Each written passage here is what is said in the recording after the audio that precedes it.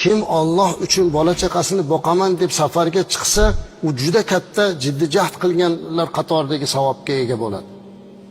Sahobalardan birlari aytgan ekanlar, men ikkita holatda jonimni olinishidan xursand bo'lardim. Bittasi dinimni, vatanimni, oilamni himoya qilib urushda, ikkinchisi tijorat mollarim orasida degan. Shuning uchun mana o'sha safarlarda yurgan, rizq talab qilib yurgan azizlarimiz o'sha Alloh uchun deb chiqyapti, rizqlarini o'sha joyda halol talab qilib, halollik bilan tezroq uylariga qaytishligi kerak azizlar. O'sha joyda yurganlarning haqqiga bu yerda duo qilib turish kerak. Musofirning duosi mustajab. Ular yurtini haqqiga duo qilsin. Musofirni nonini yeyishlik uchun temirdan tish kerak deb qo'yadi xalqimiz. Oson emas boshqa joyda yurishlik. Kasal bo'lib boshi yostiqqa yetganda vatanini qo'msaydi. Bola chaqasini eslaydi, ota-onasini eslaydi. Musofirchilik oson emas.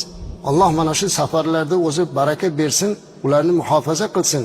Lekin ba'zan shunaqa bo'ladiki, ketgan maqsadsiz, nima qilayotganini bilmasdan sarson sarkardon bo'lib yurishlardan ko'ra vatanga, yurtga qaytib bo'lish kerak.